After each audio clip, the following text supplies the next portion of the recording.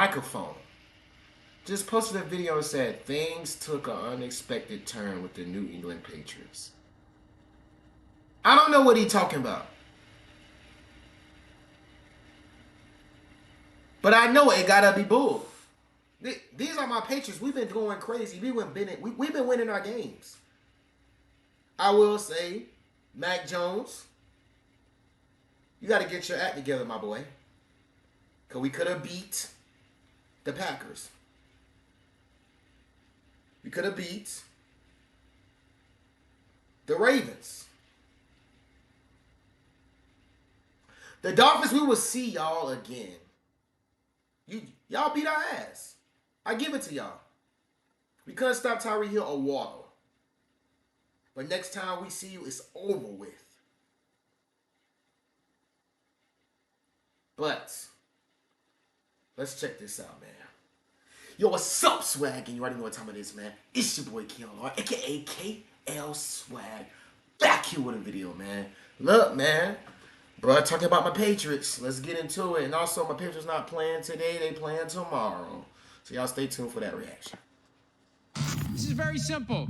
Is Mac Jones still the starter when he's healthy? That's the question. Wow. The New England Patriots, if Bill Belichick isn't willing to say Mac Jones is the guy when he's healthy. Well, I'm not going to read too deep into it. 4 years ago, while the movers were moving I see what y'all going in my apartment, I was on the floor crying. When my brother asked me why I was crying, it was because, once again, I failed at something else. I failed YouTube after attempting it for 6 years at that point. I failed pursuing medicine, and now I failed dental school and a graduate program. And I just wanted a purpose at that point. I felt like the biggest loser in the world. And 5 months later, I relaunched my YouTube channel. 1 year later, I created my crazy, and bro. now we hit 600,000 subscribers. And I just wanted to thank you guys from the bottom of my heart, man. You going crazy, bro. So it's truly a blessing to come into this office each and every day and not only do something that I love, but do something that I genuinely feel passionate about. And making a living out of it. Yeah, I know there are times I make mistakes. There's times where I get got by shady sources. There's times where my titles might be too much or my thumbnails might be too much. But I promise you this, no matter what, I am always striving to better myself and improve and trying to do so with humility and just a general sense of gratitude towards you guys, because I know without you guys, I'd be nothing. I don't want this intro to get too long. So you guys know we do giveaways for subscribers that turn on our notifications on this channel. And this week's giveaway winner for $100 is Nathan Weber. Nathan, congratulations, man. Comment in the comments section down below, an email, an Instagram, a Twitter, some way I could reach you so I could give you your money. Thank you for subscribing and turning on our notifications on this channel. Now that we get all of that out of the way,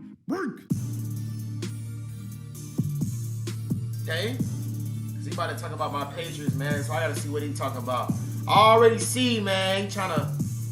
They're trying to mess us up right now with the QBs, bro. Bailey Zapp ain't gonna start, bro. It's Mac Jones.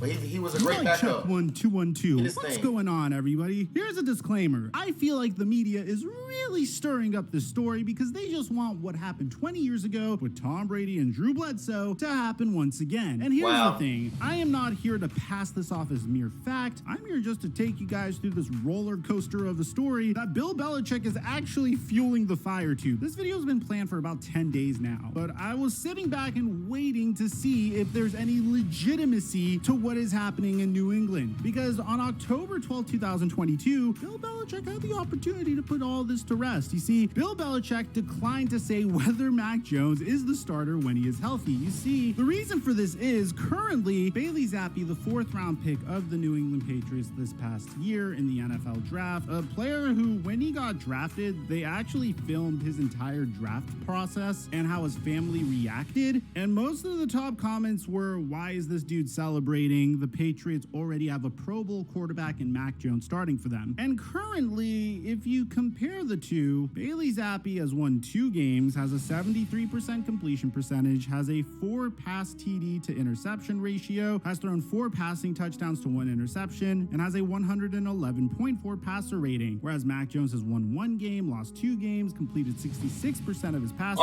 threw 2 touchdowns to 5 interceptions, and has a 76.2 passer rating. I think my favorite part about all this is the fact that Bill Belichick is just continuing to stir the pot in the most Belichickian way, but at the same time, it could also be the media saying, oh, he didn't name a the starter, so we're going to go ahead and say that there's a QB controversy. Because when Belichick was asked, is Mac Jones the starter when he's ready to go, Belichick replied saying, we'll see where he is today, and I don't know. That's such a typical Bill Belichick response. He's just saying he doesn't know. It depends on where they are at that point. And as a result, well, of course, there is a Bailey Zappi Mac Jones QB controversy. And this is a little different than Cooper Rush versus Dak Prescott, because when Cooper Rush was starting for the Dallas Cowboys, don't get me wrong, he was an awesome QB, a great backup QB, but he was also starting in the place of a quarterback that just got a $40+ million contract extension. And with respect to Cooper Rush, as great as he was, there's specific throws that Dak Prescott was capable of making that Cooper Rush was not. Dak Prescott could potentially dig you out of holes, and this is just...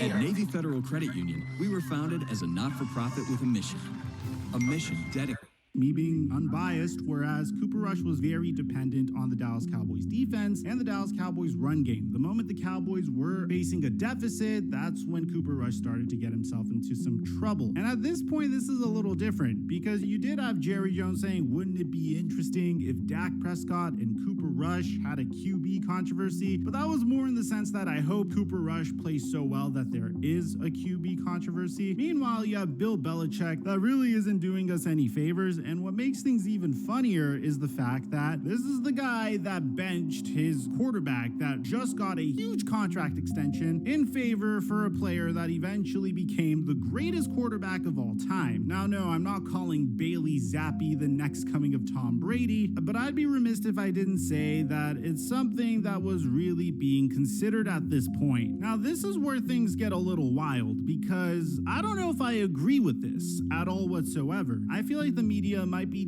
taking the narrative and just distorting it into something that it's not, because some of the things that we're hearing in regards to these two, at least to me, I'm going to bring it to you guys. You could form your own conclusions. I don't trust it. I think it's ridiculous. I think it's the most bizarre thing I've ever heard. And it's the fact that Mac Jones is being humbled, apparently, as a result of his hubris from his successful rookie campaign. And as a result, there's apparently tension between Mac Jones and the New England Patriots. Guys, I'm going to say this over and over again. I don't trust this. I think it's ridiculous. I think that they're trying to create something or twist this into something negative as a result of Bailey Zappi's success. I don't know why the media can't be happy for the fact that Bailey Zappi is having a great run as a fourth-round QB, as the quarterback for the New England Patriots, and is instead fixated on the fact that Mac Jones, a former first-round pick who played quarterback for Bill Belichick's best friend's collegiate powerhouse program, Alabama, might be benched upon his return. So here's what we have in regards to the situation. It's coming from Albert Breer. And I'll be honest, Albert Breer was before on my pedestal of people that I trust no matter what, until he pulled some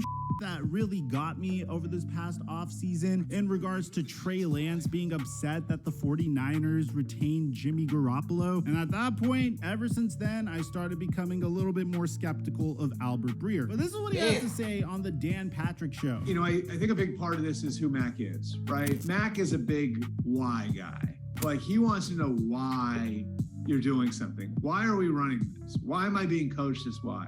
Why is this person being hired? Why are you handling my injury this way?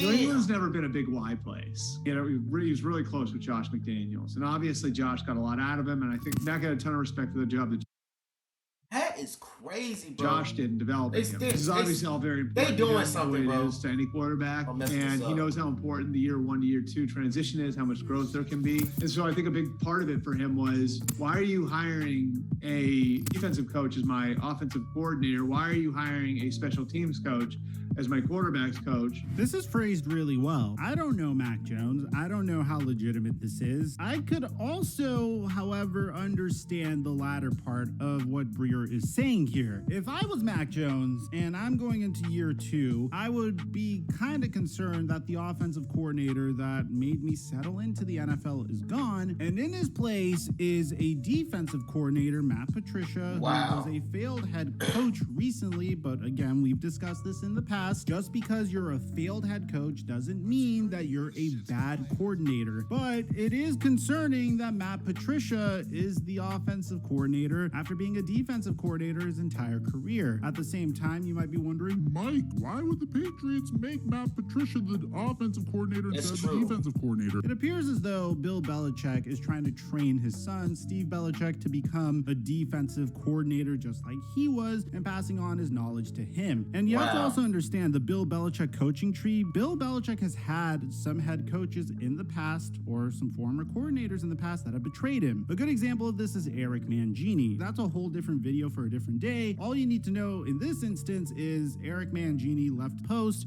prematurely and really did a bunch of stuff to sour his relationship with Bill Belichick. As a result, once Eric Mangini was out of a job, he no longer had a place to return on Bill Belichick's coaching staff. However, in the case of Joe Judge and Matt Patricia, it seems like these are two individuals that Bill Belichick trusts. Same with Josh McDaniels, an individual that Bill Belichick trusts. And it doesn't mean that you failed at being a head coach your first time, doesn't necessarily mean that you'll never get a gig again. It just means that you may have some stuff to work on. I mean, look at Pete Carroll. He had a failed tenure with the Patriots, then went to USC, then eventually got a job with the Seahawks, although interesting timing to leave USC, and he's been a very successful head coach ever since. Josh McDaniels had a failed tenure as a head coach of the Denver Broncos 10 years ago, and although he's gotten off to a rocky start in Las Vegas, who knows, he might have another opportunity there. What I'm trying to say is I could understand Mac Jones' concern here, and I could understand him being a little worried about the fact that he's going into his sophomore season in the NFL, and he has a guy that's never been an offensive coordinator before working directly with him and in charge. Mucinex Night Shift fights your worst nighttime That is symptoms, bad, so you we can gotta get to get sleep this and going wake up offense. ready to go. It's crazy. Of his offense, which at the end of the day, as you saw earlier in the video, Mac Jones gets scrutinized if the offense doesn't work well. You don't look at the offensive coordinator usually and say it's your fault that the team's failing. I mean, obviously you do to a certain extent. I mean, like the Pittsburgh Steelers, for example, or like in the case of the Denver Broncos, we all blame Nathaniel Hackett and Russell Wilson equally. But in this case, you just saw us compare Mac Jones and Bailey Zappi, and we're blaming Mac Jones for his lack of success in the... I ain't gonna lie. The little picture hard now. The little picture hard now. Ooh. Ooh, wee. And we're blaming Mac Jones for his lack of success in the earlier part of the season. But that's not all Breer had to say. I had to get it done. Why are we doing things differently? I had a lot of success last year. Why are we building on what we did last year? Why? Right? With all the change and everything else in New England, there was some natural friction there. And so that was the background. And then there was disagreement over the handling of his injury and whether or not he should get surgery. He thought he should, they thought he shouldn't, or vice versa. No, vice versa. It was not a pretty severe ankle sprain. He's seen guys go through this, and he thought, I'm going to be better off just rehabbing the injury. There was some level of disagreement there. Now, because the high ankle sprain didn't wind up being quite as severe as initially thought, it wound up being less of an issue because now he's probably going to be able to get back within the time frame that the surgery would put him back on the field. But there was some level of disagreement on that too. I think Mac's getting a job there. I think that there's a little bit of a lesson being taught here, where it's, look, we're putting a fourth-round rookie from Western Kentucky out there. Look what happens when he does what we tell him to. So this is what I think is going to happen. That's crazy. And this is pure speculation. Bailey Zappi is facing off against the Chicago Bears on Monday Night Football this upcoming week. Following that, Bill Belichick might have a decision to make because it's either Bailey Zappi or Mac Jones following that. Is he going to go with the hot hand in Bailey Zappi, or is he going to say, hey, Mac Jones, you got our message, you can come back in. Mac Jones comes in and faces off against the incredibly underrated New York Jets defense. Mac Jones might struggle against the Jets defense. Bailey Zappi might get the start against the Indianapolis Colts. That's what I think is going to happen. At the end of the day, it's really difficult to predict what will happen because we don't know if this is... To be honest, I personally think that knowing Belichick and what he is and what he do, Belichick is probably gonna start Mac Jones, bro. I think Belichick knows that Mac Jones is that dude. He's gonna start or whatever like that. Now, personally, he could be an asshole and let Bailey Zapp keep going until Bailey Zapp messes up, and then boom, it'll turn into a big trade thing and stuff like that. So I don't know really what can happen. I feel like it's a lot that could happen. I feel like it's a lot of things that's gonna be in the talks. for right now, especially for Monday. So y'all let me know down below in the comments, man. But I personally think he's starting. Matt Jones is starting. Matt Jones is coming back. He's my boy. He hits the gritty. And I will see you guys in the next video. Stay swagged up. Patriots up. Fins down. Dolphins, Bills going down. Yes, we gonna beat y'all. Yes, we will see y'all later in the season. I'll see y'all in this video.